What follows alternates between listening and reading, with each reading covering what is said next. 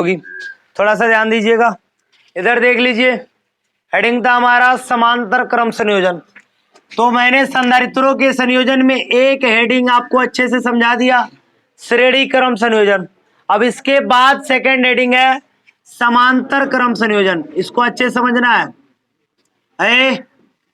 समांतर क्रम संयोजन का क्या कंडीशन होगा, थोड़ा ध्यान दीजिएगा। समांतर क्रम संयोजन में क्या करते हैं, थोड़ा सा बस ध्यान दीजिए, आ जाएगा। बोला गया, देखिए यहां भी संधारित्र, बहुत सारी संधारित्र होंगी। समांतर क्रम संयोजन का मतलब हुआ है कि क्रम बस समांतर होगा। जोड़ना तो हमको यहां भी है, कैपेसिटर को क्या करना है, जोड़ना है।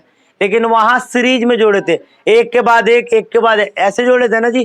पहले क्या जोड़े थे उसमें, पहली संधारित्र की पहली प्लेट को धन टर्मिनल और दूसरी प्लेट को दूसरी संधारित्र के पहली प्लेट से, दूसरी के दूसरी प्लेट को तीसरी की पहली प्लेट से ऐसे जोड़ा गया था, और अंतिम प्लेट को किससे, ऋण टर्मिनल से जोड़ा गया था। लेकिन वैसा ही इसका भी है, और इसका कंडीशन क्या, सुन लीजिए। इधर देखिए, परिभाषा थोड़ा सा अलग होगा। परिभाषा क्या है कि यहां संधारित्रों के पहली प्लेट को देख लीजिए, संधारित्रों के पहली प्लेट को देख लीजिए, संधारित्रों के पहली प्लेट को बिंदु एक्स से, किससे जोड़ा गया बाबू, बिंदु एक्स से, तथा संधारित्र के दूसरी प्लेट को बिंदु वाई से जोड़ा जाता है। देख लो, पहली प्लेट किससे जुड़ा हुआ है, एक्स से, दूसरी प्लेट किससे जुड़ा हुआ है, वाई से, और इन दोनों को एक बैटरी से जोड़ दिया गया है। इन दोनों को किससे जोड़ा गया है, एक बैटरी से। देख लीजिए, इन दोनों को एक बैटरी से जोड़ दिया गया है।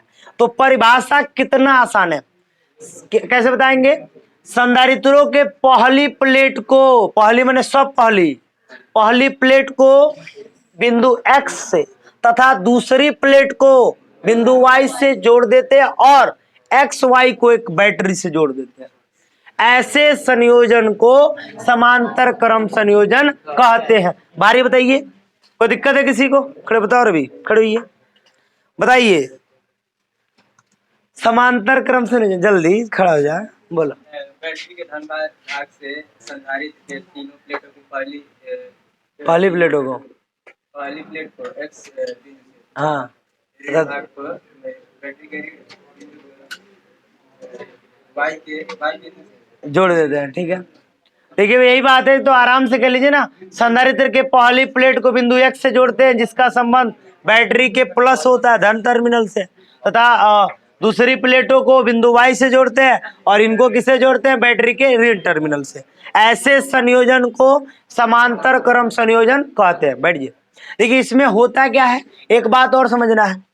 यहाँ पे क्या होगा बाबू, प्लस प्लस प्लस प्लस, और यहाँ क्या होगा, माइनस, प्रेरण के कारण प्लस प्लस प्लस प्लस, और यहाँ minus minus, plus plus plus plus, और यहाँ क्या होगा, माइनस माइनस। तनी मुनी ध्यान दीजिए, नहीं हो। अब देखो प्लस प्लस माइनस होता क्या है, तो यहाँ पे विभव समान होता है। विभव क्या होता है, यहाँ भी उत्पन्न होगा, यहाँ भी उत्पन्न होगा, यहाँ भी उत्पन्न होगा, लेकिन इनकी धारिताएं क्या है, अलग अलग। धारिता माने ग्रहण करने वाली, C1 C2 और ये क्या हो गया, C3। तो समांतर क्रम संयोजन में धारिताएं असमान होती हैं, लेकिन विभव क्या होता है, समान, और आवेश भी असमान होगा। यहाँ होगा Q1, यहाँ होगा Q2, और यहाँ होगा Q3। अब कंडीशन, इस बात को लिखना पड़ेगा कि माना तीन संधारित्र है C1 C2 C3, जिन पर आवेश Q1 Q2 Q3 है, तथा इस पर विभव प्रत्येक बिंदुओं पर समान होगा। क्यों, क्योंकि सब किससे जुड़ा है, दो बिंदु से। सब किससे जुड़ा है जी, एक्स और वाई से जुड़ा है। तो जब सब एक्स और वाई से जुड़ा है, तो विभव भी तो समान होगा। तो सब एक्स और वाई से जुड़ा है, इसलिए विभव क्या होगा, समान होगा। इस बात को हम चाहे तो अपनी मर्जी से लिख सकते हैं। क्या लिखेंगे, एक बार शुरू से देख लीजिए।